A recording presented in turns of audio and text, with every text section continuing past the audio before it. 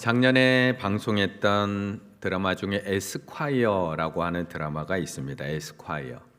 변호사들이 사건을 맡아서 처리하고 또 신입 변호사가 좋은 변호사로 되어가는 그 과정을 그린 그런 드라마입니다. 그 드라마에서 선배 변호사와 이 후배 변호사가 함께 한 사건을 수임하게 됩니다. 한 회사 대표가 가정부를 고소한 사건을 수임하게 됩니다. 이 가정부는 이 회사 대표가 어린 딸을 학대하는 것을 보고 경찰에 신고도 해보기도 하고 언론에 제보를 해보기도 합니다. 그런데 회사 대표는 그것이 사실이 아니라고 주장을 합니다. 자신은 그런 적도 없고 그 가정부가 자신의 돈을 노리고 저런 허위 신고를 하고 또 돈을 내오느라고 협박을 해오고 있다라고 이야기를 합니다. 이 과정에서 변호사는 누구의 말을 믿을까요? 누구의 말을? 회사 대표의 말을 믿을까요? 가정부의 말을 믿을까? 처음에는 이 사건을 수임한 이 신입 변호사가 아이를 무척이나 사랑하고 아끼는 가정부의 말을 믿었습니다. 그래서 그녀의 말에 귀를 기울였습니다. 그런데 시간이 조금 지나다 보니까 이 가정부의 전과 기록이 드러나기 시작을 했습니다. 사기와 절도로 몇 번의 전과 기록이 남아 있었던 겁니다. 그러자 가정부 편에서 일을 하고 있었던 이 신입 변호사가 선배 변호사에 찾아가서 사과를 합니다. 자기가 사람을 잘못 본 것 같다고. 아무래도 가정부가 돈을 노리고 허위 신고한 것 같다라고 선배 변호사에게 사과를 합니다. 그러자 그 말을 들은 선배 변호사가 후배 변호사에게 이렇게 조언을 해줍니다. 김영숙 씨가 과거에 절도와 사기를 저질렀다는 사실만으로 그 회사 대표가 딸을 학대하지 않았다는 증거로 확대 해석해서는 안 됩니다. 나쁜 사람처럼 보이는 이도 선의를 가질 수가 있고 반대로 좋은 사람처럼 보이는 이도 얼마든지 악행을 저지를 수 있습니다. 우리는 늘 선과 악을 딱 구분해서 세상을 바라봅니다. 이 사람은 착한 사람, 이 사람은 악한 사람이라고 우리는 단정짓고 둘로 나누어 구분을 합니다. 그런데 정말 그렇게 명확히 우리가 구분할 수가 있을까요? 정확하게. 오늘 본문에 나오고 있는 유다는 처음부터 나쁜 사람이었을까요? 오늘 본문에 나오는 이 여인은 처음부터 좋은 사람이었을까요? 유다는 처음부터 배신자였고 이 여인은 처음부터 헌신자였을까요? 그렇게 둘로 나누어 생각하는 순간 오늘 이 이야기는 나와는 전혀 관계없는 이야기가 됩니다. 오늘 나는 이 새벽부터 나온 나는 유다처럼 예수님을 배신한 사람이 아니라 이 새벽에도 하나님 앞에 나의 시간과 삶을 드리는 헌신하는 마음으로 나와 있는 이 여인과 같은 사람이기 때문에 그렇습니다. 그런데 마가는 이 두 이야기를 의도적으로 한 자리에 모아 놓았습니다. 배신의 이야기와 헌신의 이야기를 마치 대조해 놓듯이 우리 앞에 두 이야기를 펼쳐 놓았습니다. 어쩌면 오늘 본문의 이야기는 다른 두 사람의 이야기이기도 하지만 어쩌면 우리 안에서 매일매일 일어나고 있는 이야기일지도 모르겠습니다. 그렇다면 너무나 착해 보이는 우리가 언제 유다처럼 예수님을 배신하게 될까요? 아니면 반대로 다소 쌀쌀맞아 보이는 우리가 언제 이 여인처럼 예수님께 모든 것을 드리는 헌신자의 삶을 살아가게 되는 것일까? 11절의 말씀을 같이 한번 읽어보겠습니다. 11절입니다. 그들이 듣고 기뻐하여 돈을 주기로 약속하니 유다가 예수를 어떻게 넘겨줄까 하고 그 기회를 찾더라. 이제 6월절 이틀 전입니다. 이스라엘 절기 중에 가장 중요한 날입니다. 하나님께서 애굽의 손에서 이스라엘 백성들을 구원하신 그 귀한 날을 기념하는 절기가 바로 6월절.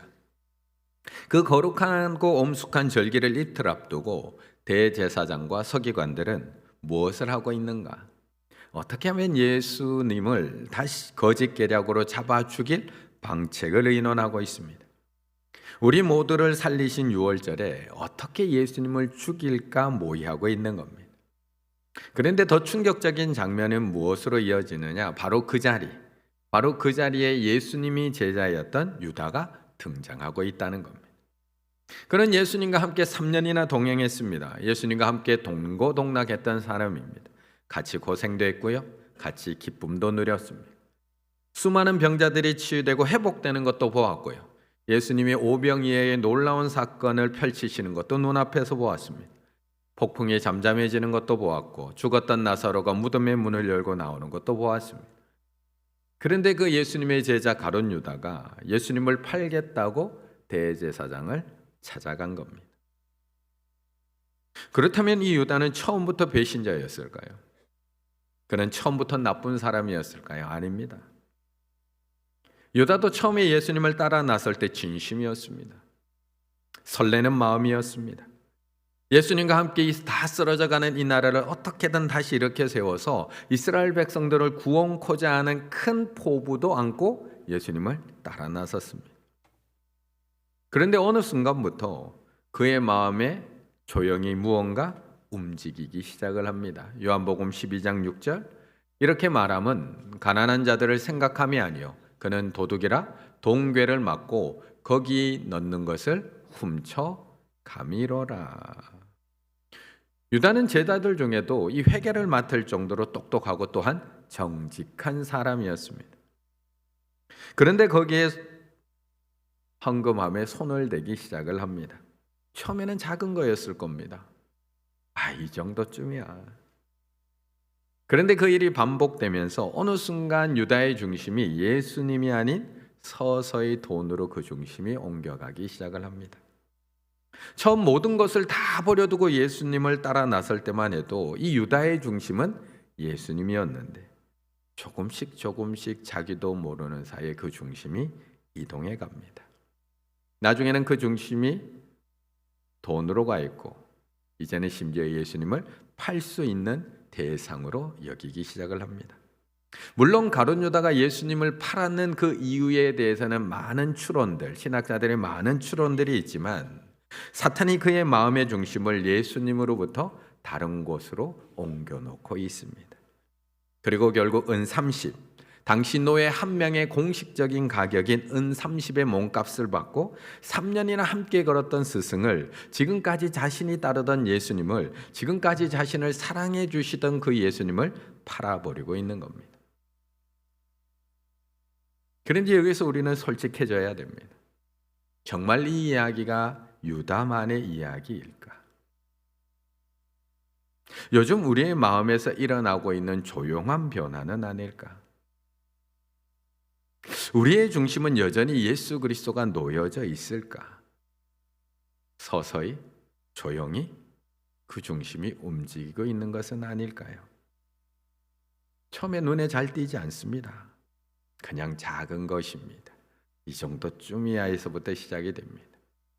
그런데 그것이 쌓이고 쌓이면 어느 순간 그것이 내 마음의 중심이 되어 있습니다. 그리고 그 어느 결정적인 순간이 되면 우리도 유다처럼 예수님을 배신하게 됩니다. 우리도 늘 무심코 열게 되는 영상, 유튜브 영상 틀어보시면 온통 돈, 건강, 저속 노화, 여행. 어느 순간 돈이 예수님보다 중요해지는 순간이 옵니다. 체면이 예수님보다 중요해지는 순간, 나의 평안함과 나의 건강이 예수님보다 중요해지는 순간, 나의 자존심이 예수님보다 중요해지는 순간, 그 순간이 되면 우리도 예수님을 외면할 수밖에 없고요, 모른 척할 수밖에 없고요, 어느 결정적인 순간 배신할 수밖에 없습니다. 단지 유다처럼 드라마틱하지 않을 뿐입니다.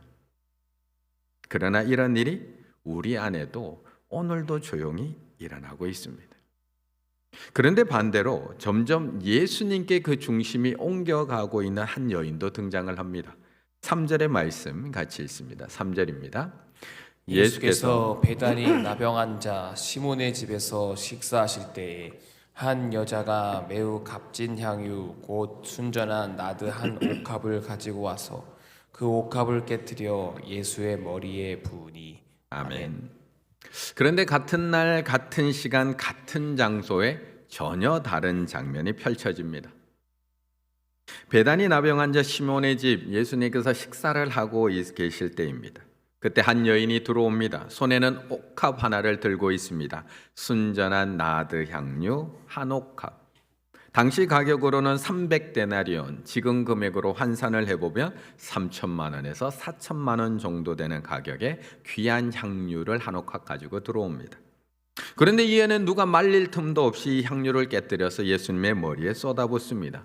방 안은 향유 향기로 가득 찹니다. 그런데 이 향기가 퍼지기도 전에 더 빨리 퍼진 게 있습니다. 비난의 목소리가 그 방 안을 가득 채우며 퍼지기 시작을 합니다. 4절 5절 어떤 사람이 화를 내어 서로 말하되 어찌하여 이 향유를 허비하는가? 이 향유를 300데나리온 이상에 팔아 가난한 자들에게 줄 수 있었겠도다 하며 그 여자를 책망하는지라. 그런데 이 여인은 왜 이랬을까요? 왜 이 값비싼 향유를 한 방울도 남기지 않고 그렇게 다 쏟아 부은 것일까요? 원래 사용하던 대로 예수님을 위하여 몇 방울만 떨어뜨려도 충분하지 않았을까요? 아니요, 조금 귀한 분이라면 조금 넉넉히 부어드리는 것만으로도 충분하지 않았을까요? 그런데 이 여인은 왜 조금도 남김없이 예수님께 다 쏟아부은 것일까? 서울여자대학교 교목실의 교문교수로 섬겼던 우리 김창옥 교수님이 한 강연에서 한 여학생의 이런 질문을 받습니다. 교수님, 오빠가 군대에 갔어요. 기다려야 되나요? 말아야 되나요? 그러자 교수님이 대답합니다. 오빠가 군대에 간 건 찬스입니다. 새 오빠를 만날 찬스가 아니고 내가 오빠를 좋아했는지 단순히 그냥 오빠가 좋아 보였는지 확인할 수 있는 찬스입니다. 좋아하는 거랑 좋아 보이는 건 어떻게 구분하나요? 좋아하는 거는 대가를 지불하시는 거고요. 좋아 보이는 거는 좋아한다고 내가 생각은 했지만 대가를 지불하지 않는 겁니다. 오빠를 기다릴 그 대가를 감정적으로나 내 의지적으로나 지불할 가치를 느끼시나요? 그러면 이 학생은 그 오빠를 좋아하는 겁니다. 그런데 내가 좋아한다고 생각은 하고 있는데 오빠를 기다릴 감정도 의지도 없다면 그 오빠를 좋아한 게 아니라 단순히 좋아 보인 겁니다. 당신이 대가를 치를 만한 가치를 의지로나 감정으로 느끼는 그 사람을 만나세요. 그렇다면 우리는 예수님을 정말 좋아하는 걸까요? 단순히 좋아 보이는 걸까요? 우리에게 대가를 치를 마음이 지금 있을까요? 이 여인에게는 예수님이 그 향유보다 더 가치가 있었기 때문입니다. 300데나리온짜리 향유보다 예수님이 더 소중했기 때문입니다. 그만한 가치를 지불할 가치가 있는 분이셨기 때문에 그렇습니다. 그래서 그녀에게 이 선택은 그렇게 어렵지 않습니다. 나에게 예수님이 가장 귀한 분이시기에 가장 귀한 것을 드리는 것은 너무나 당연했습니다. 그런데 중요한 것은 이 여인이 처음부터 이렇게 헌신적인 사람은 아니었다는 겁니다. 가룟 유다부터 처음부터 예수님의 선택을 받았거나 처음부터 부름받았던 사람이 아니었다는 겁니다. 그녀는 그냥 평범한 사람이었습니다. 예수님을 처음부터 자신의 중심에 둔 사람이 아니었습니다. 오늘 본문 마가복음에는 그녀의 이름조차 드러내고 있지 않습니다. 요한복음 12장 동일한 본문을 보면 이 사건을 기록하면서 거기서 그녀의 이름을 우리에게 밝혀줍니다. 요한복음 12장 3절 마리아는 지극히 비싼 향유 곧 순전한 나드 한 건을 가져다가 마가복음에는 그냥 여인입니다. 요한복음에서 그녀의 이름을 얘기해 줍니다. 베다니의 마리아, 마리아의 동생 마리아, 나사로의 누이 마리아. 그녀는 처음부터 예수님께 모든 가치를 두지 않았습니다. 그녀는 서서히 예수님께 중심이 옮겨가고 있습니다. 누가복음 10장에서 언니 마르다는 분주하게 음식을 준비하고 있지만 마리아는 예수님의 발 앞에 앉아서 말씀을 듣고 있습니다. 요한복음 11장에서는 오빠 나사로가 죽고 난 이후에 예수님이 도착하시자 예수님의 발 앞에서 그냥 울고 있었습니다. 늘 예수님의 발 앞에 머물러 있었던 그녀의 중심, 서서히 예수님께 옮겨가고 있는 겁니다. 그리고 드디어 오늘 자신의 전부를 예수님께 드리고 있습니다. 그렇다면 우리의 중심은 지금 어디를 향해 가고 있을까요? 돈, 돈, 돈. 돈이 최고인 이 세상 속에서 우리의 중심은 과연 어디로 옮겨가고 있을까요? 내 건강이 최고인 시대, 내 행복이 최고인 시대, 내 취미, 내 즐거움, 내 자존심이 최고인 이 세상 속에서 지금 내 중심은 어디로 옮겨가고 있을까요? 8절의 말씀 같이 한번 읽습니다. 8절입니다. 그는 힘을 다하여 내 몸에 향유를 부어 내 장례를 미리 준비하였느니라. 아멘. 그런데 왜 마가는 이 두 이야기를 한 자리에 붙여 놓은 걸까요? 너무나 반대되는 두 이야기, 너무나 불편할 수 있는 두 사람을 왜 한 자리에다 붙여놓고 우리에게 보여주는 걸까요? 지난 월요일 예수님의 성전 청결 사건을 살펴볼 때 얘기 드렸던 샌드위치 구조, 무화과 나무 이야기, 성전 청결 이야기, 다시 무화과 나무 이야기, 두 이야기를 대비시켜 놓았던 것처럼 오늘 이 본문도 똑같은 구조입니다. 본문이 시작되는 1절과 2절, 대제사장과 서기관이 예수님을 죽일 방법을 모의하는 이야기, 중간에 3절에서 9절 한 여인이 값진 향유를 예수님께 쏟아부은 이야기, 그리고 마지막 10절과 12절 다시 유다가 대제사장에 가서 예수님을 팔겠다고 하는 이야기. 배신, 헌신, 배신. 마가는 무화과 나무와 성전을 대비시켜 놓았던 것처럼 이번에는 유다의 배신과 마리아의 헌신을 대조시켜 놓고 우리에게 보여줍니다. 그리고 마가는 오늘 이 본문의 구조와 내용을 통해 우리에게 이렇게 말하고 있는 겁니다. 배신자와 헌신자는 따로 있지 않습니다. 배신은 나쁜 사람들의 이야기고 헌신은 좋은 사람들의 이야기가 아니라 나쁜 사람처럼 보이는 이도 선의를 가질 수가 있고 반대로 좋은 사람처럼 보이는 이도 악행을 저지를 수 있습니다. 그리고 그 선택을 가르는 것은 단 하나, 내가 어디에 가치를 두고 살아가느냐, 내가 무엇에 중심을 두고 살아가느냐에 있다는 겁니다. 그런데 그 차이 하나, 유다를 배신의 길로 가게 만들고 그 차이 하나가 바로 이 여인을 헌신의 길로 가게 만들었다는 겁니다. 유다와 이 여인뿐만 아닙니다. 우리도 어디에다가 가치를 두고 살아가느냐 날마다 선택이 달라집니다. 하나님 앞에 1000번제를 드렸던 솔로몬, 그는 헌신자였을까요? 배신자였을까요? 그는 헌신자였습니다.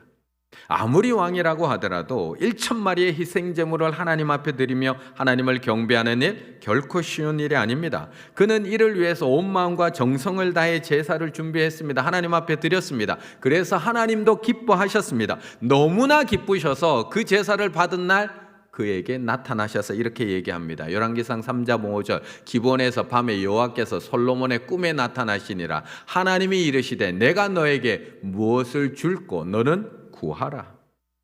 그래서 솔로몬이 하나님께 구해서 받은 것이 듣는 마음입니다. 이처럼 솔로몬은 헌신자였습니다. 내가 너에게 무엇을 줄고라고 하나님이 기뻐하시던 헌신자였습니다. 그런데 그렇게 하나님을 사랑했던 그 솔로몬도 중심이 서서히 옮겨갑니다. 그의 마음이 하나님에게서 여자로, 부귀로, 병거와 마병으로 그 중심이 서서히 옮겨갑니다. 열왕기상 11장 4절, 솔로몬이 나이가 많을 때 그 여인들이 그 마음을 돌려 다른 신들을 따르게 하였으므로 왕의 마음이 그의 아버지 다윗의 마음과 같지 아니하여 그의 하나님 여호와 앞에 온전하지 못하였으니. 그럼 이제 솔로몬은 헌신자인가요? 배신자인가요? 다른 솔로몬 아닙니다. 같은 사람입니다. 어제는 헌신자였던 솔로몬이 오늘은 배신자의 길을 가고 있습니다. 베드로는 아니었나요? 그도 헌신자였습니다. 내 목숨을 다하여 죽을지언정 주를 버리지 않겠노라고 큰 소리 쳤던 헌신자. 하지만 그날 밤 닭 3번 울기도 전에 예수님을 회피하고 부인하고 저주하고 맹세까지 한 배신자가 됩니다. 그렇다면 우리는 어떻게 해야 될까요? 어떻게 해야지 우리 중심이 흔들리지 않을까요?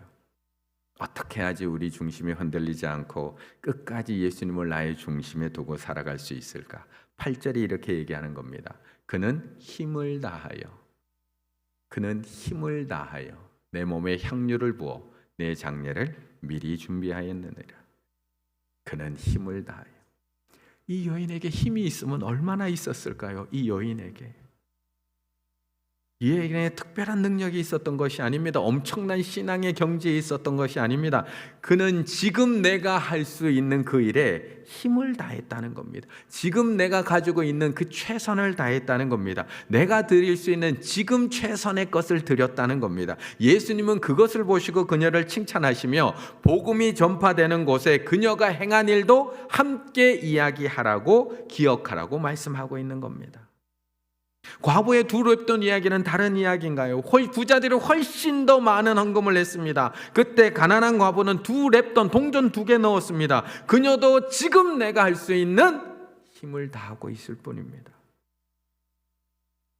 그런데 예수님은 말씀하십니다. 이 과부가 가장 많은 것을 넣었다고. 오늘 이 새벽에 스스로에게 조용히 한번 물어보셨으면 좋겠습니다. 지금 내 마음의 중심에는 무엇이 있습니까? 정말 예수님이 가장 귀하십니까? 그렇다면 대가를 지불할 마음이 있으십니까? 가장 좋다고 이야기하는데 대가를 지불할 마음이 없다면 좋아 보이는 거지 좋아하는 것은 아닙니다. 혹시 다른 것이 그 자리를 차지하고 있습니까? 어느새 내 중심이 돈, 체면, 편안함, 내 자존심, 건강이 내 중심에 와 있습니까?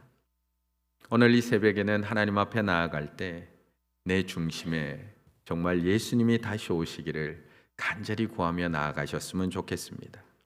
주 예수보다 귀한 것이 나에게 없다는 것을 고백하시기를 바라겠습니다. 우리가 그것을 고백하는 순간 아까운 것이 없어집니다. 드릴 수 있게 됩니다. 섬길 수 있게 되고요. 용서할 수 있게 됩니다. 우리 안에 옥합을 깨뜨릴 수 있습니다. 매일매일 예수님께 최고의 가치를 두고 살아가심으로 이 여인처럼 예수님께 헌신자로 칭찬받고 인정받는 우리 충혈의 가족들 다 되시기를 간절히 바라겠습니다.